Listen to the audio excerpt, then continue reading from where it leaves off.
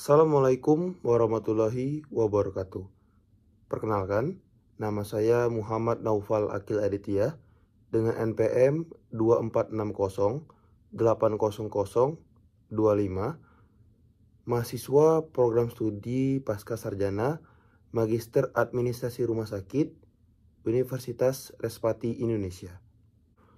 Baik teman-teman semuanya, jadi pada kesempatan kali ini saya akan menjelaskan mengenai salah satu instalasi yang sangat penting yang harus ada di rumah sakit, yaitu instalasi hemodialisa.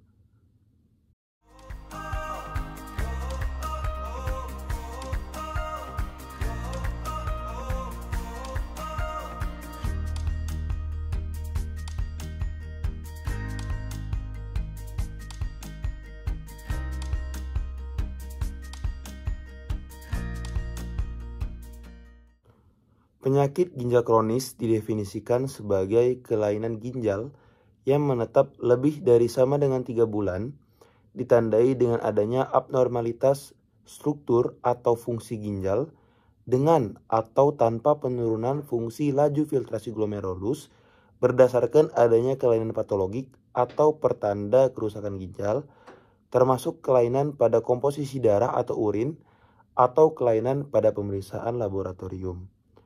Dan beberapa etiologi atau faktor risiko yang bisa meningkatkan terjadinya penyakit ginjal kronis, yaitu kencing manis atau diabetes mellitus, darah tinggi atau hipertensi yang tidak terkontrol, pola hidup, dan baru-baru ini maraknya minum-minuman manis seperti boba dan juga minuman-minuman kemasan meningkatkan resiko terjadinya penyakit ginjal kronis, bahkan sampai ke anak-anak dan juga pada orang-orang dewasa muda. Berdasarkan penjelasan tadi, dapat disimpulkan bahwa kondisi penyakit ginjal kronis terdapat sebuah gangguan terutama pada struktur, fungsi, dan juga kemampuan ginjal untuk melakukan fungsinya, yaitu membuang racun dan juga sebagai filtrasi kepada semua racun yang ada dalam tubuh sudah mengalami gangguan, sehingga diperlukan terapi pengganti ginjal yang salah satunya adalah hemodialisa.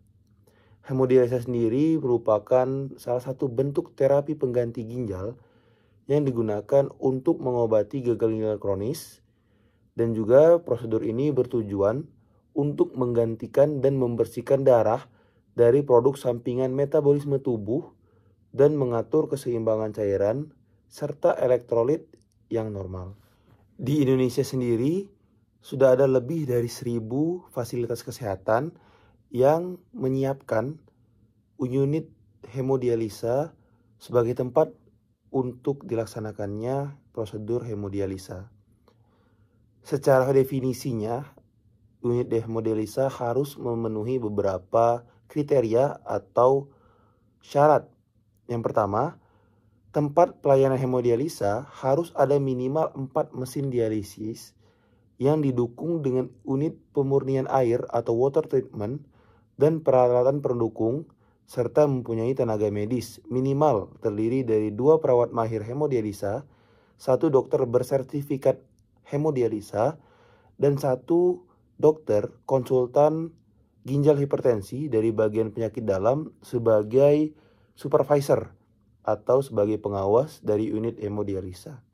Secara garis besar, pasien-pasien yang diindikasikan untuk melakukan prosedur hemodialisa adalah pasien-pasien rawat inap yang sudah memang ada penyakit bawaan serta telah terbukti dari pengukuran hasil laboratorium terutama pada fungsi ginjal seperti ureum dan kreatinin, dan setelah dikalkulasikan untuk menghitung laju filtrasi glomerulus, maka diindikasikan dilakukan cuci darah atau hemodialisa.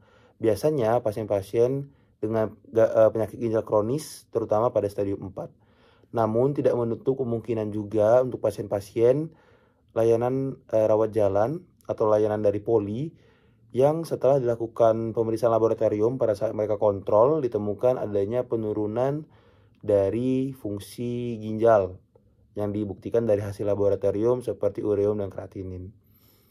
Lalu ada beberapa persyaratan minimal bangunan dan juga prasarana yang harus dimiliki untuk membangun suatu instalasi hemodialisa. Beberapa syarat tersebut yaitu seperti saya sebutkan tadi, minimal ada 4 mesin dialisis, lalu ada 1 rasio ruangan sekurang-kurangnya yaitu 1:8 meter. Lalu ada wastafel untuk cuci tangan, ada ruang pemeriksaan atau konsultasi, ruangan dokter, ruangan perawat, ruangan dius, ruangan pengolahan air, ruang sterilisasi alat, ruang penyimpanan obat, ruang pimpinan, ruang administrasi, dan juga ruangan pendaftaran, serta ruang tunggu keluarga pasien. Dan juga harus diperhatikan mengenai hygiene sehingga harus dipersiapkan toilet yang bersih dan nyaman. Tiap unit hemodialisa dianjurkan untuk memiliki fasilitas akses internet dan juga mempunyai sarana untuk mengolah limbah dan pembuangan sampah sesuai dengan peraturan yang berlaku. Jangan lupa juga untuk memastikan fasilitas listrik serta seluruh peralatan hemodialisa siap digunakan untuk mencegah komplikasi lebih lanjut dari prosedur hemodialisa. Prosedur hemodialisa terbagi menjadi 3 bagian. Yang pertama adalah persiapan yang dilakukan selama 30 menit. Lalu hemodialisa dilakukan selama 5 jam. Jadi secara average atau garis besar prosedur hemodialisa dilaksanakan selama 5 jam. Dan setelah itu post dari hemodialisa pasien direncanakan untuk sterilisasi. Di Rumah Sakit Umum Pemerintah, Kementerian Kesehatan, RSUP Muhammad Husin, Palembang sudah tersedia fasilitas instalasi hemodialisa yang sampai saat ini sudah sangat membantu dan juga sudah banyak sekali pasien-pasien yang rutin melakukan cuci darah. Satu pasien biasanya melakukan prosedur cuci darah 2-3 kali per minggu dan dilakukan kontrol atau evaluasi berdasarkan hasil laboratorium. Mungkin sekian penjelasan saya mengenai instalasi hemodialisa. Yang perlu saya sampaikan bahwasannya kita dan semua orang masyarakat harus sangat mewaspadai serta memperhatikan pola hidup agar menghindari faktor risiko terjadinya penyakit ginjal. Faktor-faktor risiko seperti saya sebutkan sebelumnya seperti darah tinggi, kencing manis, minum minuman yang manis, lalu ada penyakit-penyakit bawaan harus bisa dihindari.